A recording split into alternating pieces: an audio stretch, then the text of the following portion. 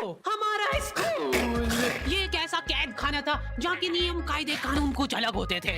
इस जेल के कैदी डेली अपने घर से बस्ता टांग के यहाँ पे आते हैं दिहाड़ी करने। कई माँ बाप उनके बच्चों को खुद इस जेल में फेंक के जाते हैं ताकि उनका बच्चा जिंदगी में एक सक्सेसफुल दिहाड़ बन सके। दरिंदे रोक दे बच्चा। मैं अपनी दिहाड़ी करने वैन से जाता था। हमारी वैन वाले ड्राइवर का नाम था भैया जी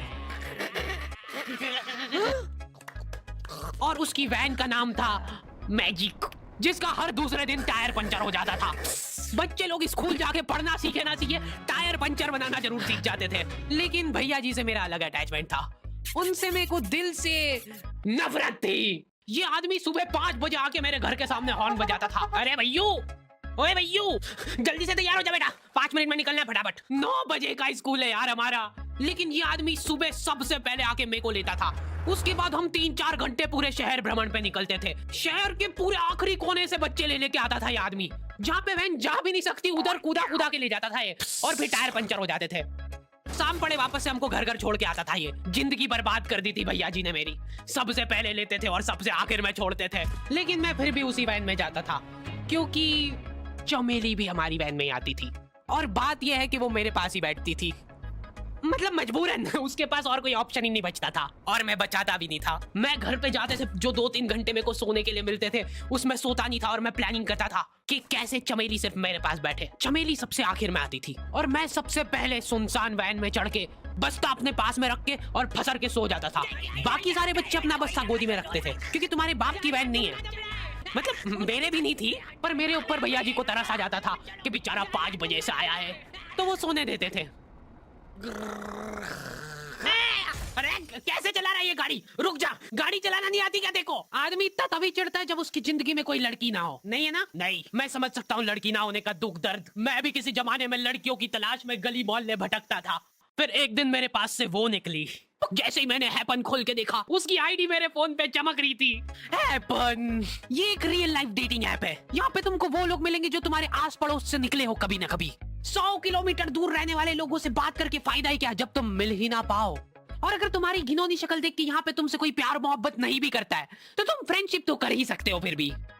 So go and check it out happen. Link is in the description. लेकिन मैं सोता नहीं था। मैं आंख बंद करके चमेली के घर का इंतजार करता था। तो क्योंकि चमेली आखिरी में आती थी तो वैन पूरी पैक पुक हो रखी होती थी। बच्चे बाहर उबल रहे होते थे और मैं अपना बस्ता पास में रख के एक्टिंग देखो एक्टिंग। और जैसे ही वो आती थी, हड़बड़ाना नहीं, ऐसे टाइम पे हड़बड़ाते नहीं है कि फटाफट बैग उठाया और आओ इधर बैठो जल्दी। मत करना ये हरकत, भाग जाएगी वो। ठरक नहीं झलकना चाहिए जरा सी भी, एकदम सटल रखना है। क्या हुआ? और कहीं जगह नहीं है क्या? तेरे मुंह में मूत दूंगा मैं। अच्छा ठीक है, इधर ही बैठ जाओ। देख रहे हो एक्टिंग देखो तुम लौंडे की। ना जाने कौन सी नशीली खट्टी मीठी खुशबू लगा के आती थी चमेली। आज तक उसकी खुशबू है मेरी नाक में। मैं वो खुशबू का पूरा मजा ले ही रहा होता हूँ, इतने में एकदम भभका बास आती है जनेका से। जैसे ही मैं बाहर झांकता हूँ, मरा हुआ कुत्ता पड़ा है वहाँ पे। एक काली कार शुक करके निकली और मेरे बच्चे को मार दिया। कैसे करके निकली? शुक।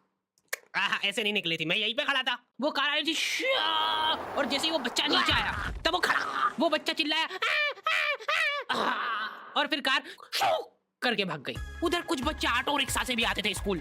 ऐसा लगता था कि पूरे स्कूल के बच्चे इस एक ऑटो रिक्शा में ठूस ठूस के ले जाता है वो। ये ऑटो वाले और भैया जी दोस्त थे और अब ये बीच सड़क पे रेसिंग लगवा रहे।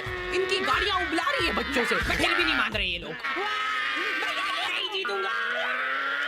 स्कूल जाके वो पीछे मुलट के देख रहा है तो एक बच्चा नहीं बचा उसके ऑटो रिक्शा में। हमारे भैया जी बेचारे पीछे से उनके गिरे हुए बच्चों को उठा उठा के ला रहे थे। ये सब हरकतें करके हम लोग जैसे तैसे कैद खाना पहुंच जाते हैं।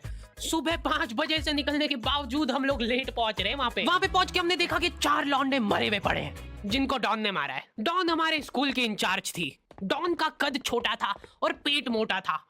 और आश्चर्य की बात यह है कि समय के साथ उसकी हाइट कम हो रही थी। मतलब बड़े नहीं बड़े वो चलता है एक बार को, पर इसकी कम हो रही थी।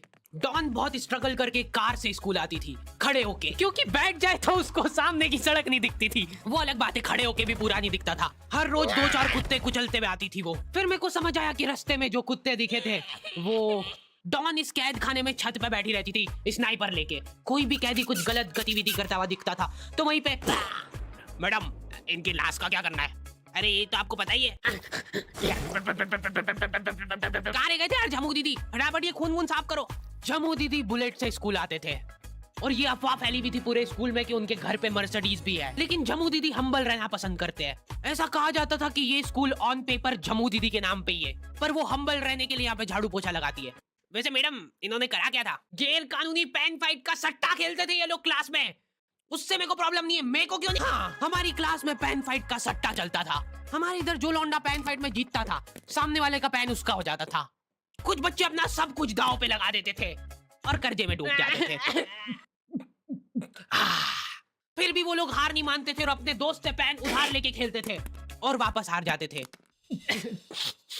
तो अब क्लास में कुछ बच्चों के पास पोटला भर के पेन पड़ा है और कुछ बच्चों के पास पेन ही नहीं है। पेन इस कैद खाने की करेंसी थी, जिसके पास जितने महंगे पेन वो उतना रईस। यहाँ पे ब्लैक में पेन इधर उधर होते थे। नॉर्मल लोगों के पास होते थे 5 रुपए वाले जीफी जेल, जो कि तुम एक पन्ने पे लिखोगे तो पीछे 10 पन्ने तक छप जाएगा। और उनसे भी गए बीते लोग होते थे जो 3 रुपए वाला यूज एंड थ्रो लेके आते थे और उससे भी उनकी अच्छी राइटिंग आ जाती थी। बहुत चिढ़ मचती थी यार मैं कौन से। और कुछ चुनिंदा रईस लोग होते थे जिनके पास होता था ट्राईमैक्स।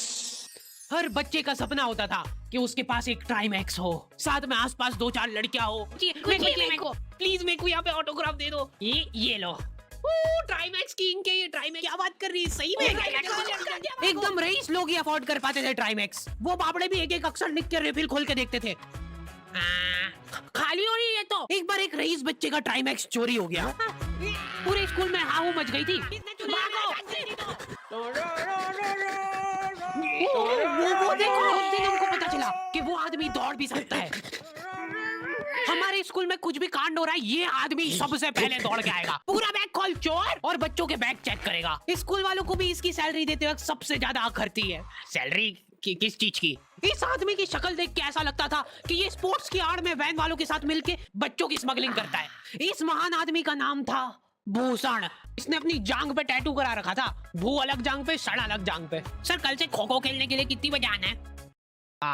वो तो बैग चेक करा पहले तू। इन्होंने पूरे कैद खाने के कैदियों को लाइन से खड़ा कर दिया है। पेन हमारी क्लास के बच्चे का घुमा है और पूरे स्कूल में ढूंढ रहे हैं लोग। आखिरी में पता चलता है कि वो बच्चा घर पे भूल के आ गया था उसका पेन। सॉरी बेटा, एक फेड में मुंह देगा।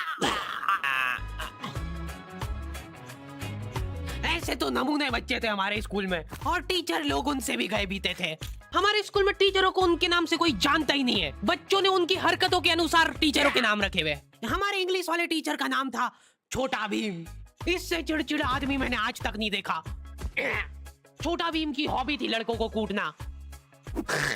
उस बेचारे की हाइट छोटी थी तो बच्चे के मुंह तक उसका हाथ ही नहीं पहुंचता था। बेचारा उचक उचक के मारता था, फिर भी कमर तक ही हाथ पहुंच पाता था उसका। एक पॉइंट पे मेरे को ऐसा लगने लग गया था कि उसको सैलरी लड़कों को कूटने की मिल रही है। कभी किसी बच्चे को बहुत ज्यादा मार दिया, घायल हो गया वो बेचारा, ये लो आपका एक्स्ट्रा बोनस। ओ वक्त तुम्हारा बाप करेगा क्या? सर मेरे पापा मर गए थे। मर जा। ये लो। अरे वाह, नहीं चल रही, सांस तो नहीं चल रही है।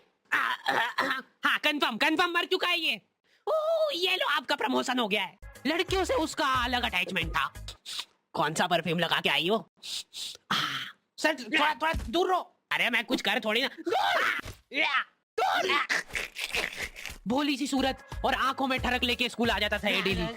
So this means that he will jump over it and then he started. ये आदमी इंग्लिश को इंग्लिश में ही ट्रांसलेट करके चल जाता था हमारी नंगी आंखों के सामने। इधर वॉशरूम में मौत का नंगा नाच मचा रखा था लॉन्डो ने। 4 लॉन्डे दिन भर वॉशरूम में जाके खड़े हैं, कुछ भी नहीं कर रहे वो लोग वहां जाके। उनको बस मन की शांति मिलती है वहां जाके। अगले दिन उन चारों ने प्लानिंग करी, कुछ तो प्रोडक्टिव करते यार वहां जाके। अगले दिन वो सब पानी की बोतल लेके गए। अब वो पानी पी पी के हाथों हाथ मूत रहे हैं। और ये टीचर लोगों को प्रॉब्लम क्या है, बच्चे अगर वॉशरूम जा रहे हैं तो एक गया है तो अभी दूसरा नहीं जा सकता है। क्यों? तुम्हारे घर की लेटरिन थोड़ी ना है वो कि एक टाइम पे एक जना यूज कर सकता है। मान लो वो 2 जने अगर वॉशरूम में मिल गए तो वो क्या कर लेंगे ज्यादा से ज्यादा?